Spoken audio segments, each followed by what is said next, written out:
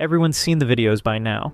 TikToks and news pieces about Los Angeles hiding oil wells behind fake buildings.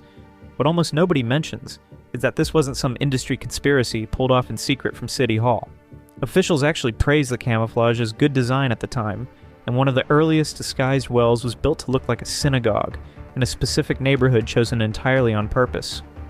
There's a tan 6-story building on Pico Boulevard in West Los Angeles, set back from the street by a manicured lawn and a row of trees on each side, an American flag out front, looking exactly like the kind of place that houses accounting firms or dental offices.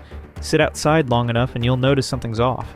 Nobody ever walks in or out, and there's never a single person visible through the windows, because the windows aren't real in the first place. The entire building is a facade with no roof at all. And inside it sits in an active oil operation known as the Packard well site, currently pumping through 52 wells that a single moving derrick reaches by rolling along tracks hidden inside the structure, shifting from wellhead to wellhead throughout the day. It was built in 1967, and when it opened, it actually functioned as a minor tourist attraction, with an educational lobby display and public access so visitors could walk in and watch the pumps working firsthand. That access ended years ago. The building is locked and gated now, and most people driving past on Pico Boulevard every day have no real idea what's sitting behind those walls. Los Angeles has been an oil city since long before it was a movie city. At the start of the 20th century, the region briefly produced something like a quarter of the entire world's oil supply. Wooden derricks crowding hillsides and vacant lots across neighborhoods that are dense residential streets today. Entire blocks in places like Angelina Heights and Echo Park, once packed shoulder to shoulder with drilling rigs, the way those same streets are packed with houses now. The industry never fully left after that first boom faded. It had just gradually learned to dress differently as the city grew up around it and built houses and offices directly next to wells that never actually stopped producing. Today, the county is thought to have more than 20,000 active, idle, or abandoned oil and gas wells, scattered across a landscape most visitors assume is purely about beaches, palm trees, and film studios, with hundreds of those wells still actively producing right now in 2026. Underneath some of the most densely populated square mileage in the entire country. The Packard site wasn't the first building constructed to hide a well, and it wasn't even the strangest example of the practice. In 1966, a full year earlier, Occidental Petroleum built a drilling structure at the corner of Pico and Cardiff, designed specifically to look like a synagogue, in the Pico-Robertson neighborhood, an area that had been a Jewish enclave since the years right after World War II. The choice of disguise wasn't random or generic the way a plain office facade might be. It was built to fit the specific architecture and religious character of the block it sat on, matching the surrounding buildings closely enough that most passersby genuinely couldn't tell the difference. When it was unveiled, the mayor of Los Angeles at the time actually praised the design publicly as an outstanding contribution into civic beauty, not something the city merely tolerated, but something officials held up as a model of a good urban planning worth repeating elsewhere. That structure was rebuilt in 2001, and today, now it is owned by a company called Pacific Coast Energy. It still houses 40 active wells tapping into the same underground field as several of the city's other disguised drilling sites nearby. That underground field is called the Beverly Hills Oil Field, and it sits directly beneath some of the most expensive real estate in the entire country, a fact most residents live with every day without necessarily thinking much about. Instead of one well drilled straight down at each surface location the way conventional oil fields normally work, operators here drill diagonally outward from 4 large windowless structures the city itself calls drilling islands, visible along Pico and Olympic Boulevards to anyone who knows to look for them, with individual wells slanting sideways underground for surprising distances until they reach different sections of the field spread out beneath the multi-million-dollar homes and office buildings sitting quietly on top. As of the most recent public data available, the field held 97 active wells, producing under 1 million barrels a year combined, a fraction of what it once pulled from the ground during its peak decades in the mid-2000s, with California's own Department of Conservation still estimating roughly 11 million barrels remaining recoverable in the reserve going forward from here. Oil that will keep getting pumped out from underneath those same homes for years to come, regardless of how the surrounding neighborhood feels about it. One of those drilling islands sat directly on the campus of Beverly Hills High School itself. A 165-foot derrick that became infamous enough over the years to earn its own nickname, the Tower of Hope.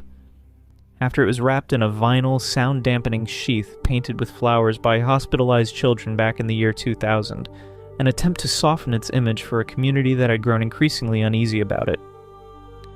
Operated by a company called Venoco, The tower kept pumping oil a few dozen yards from a functioning high school campus for years afterward, surviving a wave of lawsuits that claimed chemicals linked to the site had caused cancer in nearby residents, teachers, and former students, suits that were eventually dismissed or quietly settled without ever producing a clear public verdict either way on the underlying health claims.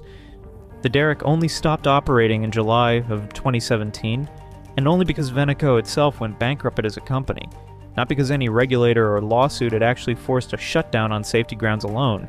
Not every well in the county bothers with camouflage at all, and the contrast says something on its own.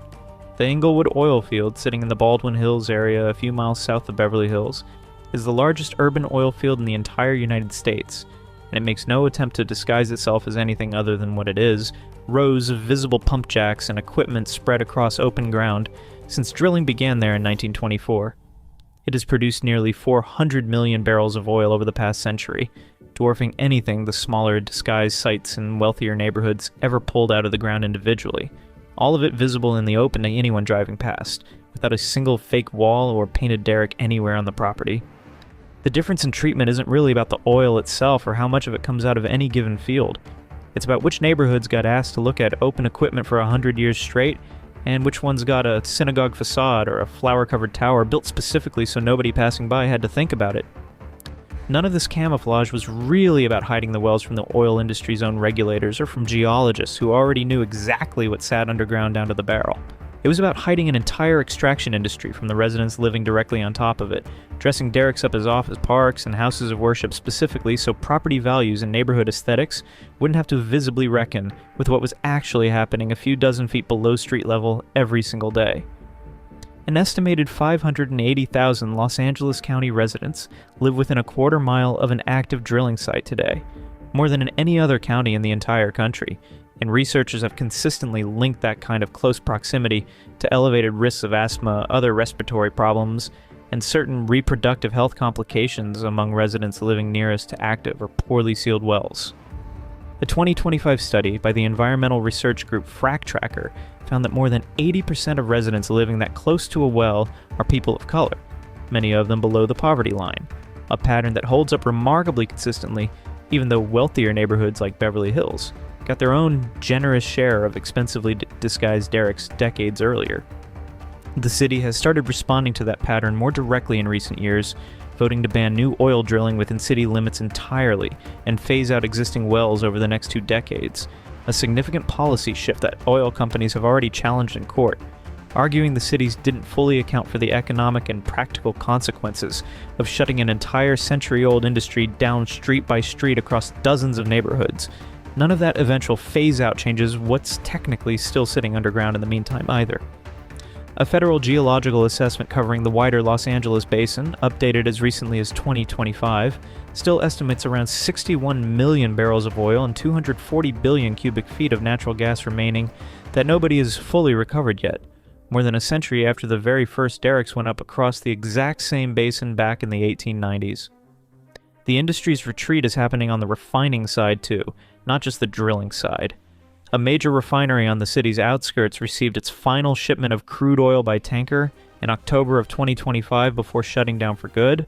A closure state officials warned could eventually force California to import more of its finished fuel from refineries out of state rather than processing crude pulled from its own backyard. That gap between a resource base still worth counting in the tens of millions of barrels and a city actively legislating the industry's slow, decades-long disappearance is exactly what the camouflage was always built to paper over from the very beginning. The Packard building, the fake synagogue on Pico and Cardiff, the flower-painted tower standing at a working high school, none of them were ever designed to fool geologists or regulators who already had the well logs on file long before construction even began. They were built to let a city keep quietly pretending, block by block and neighborhood by neighborhood, that the ground underneath it wasn't still doing exactly what it's always done since the 1890s, just a little more discreetly than it used to, dressed up well enough that most people never think to ask what's really behind the windows. Subscribe for more stories hiding in plain sight.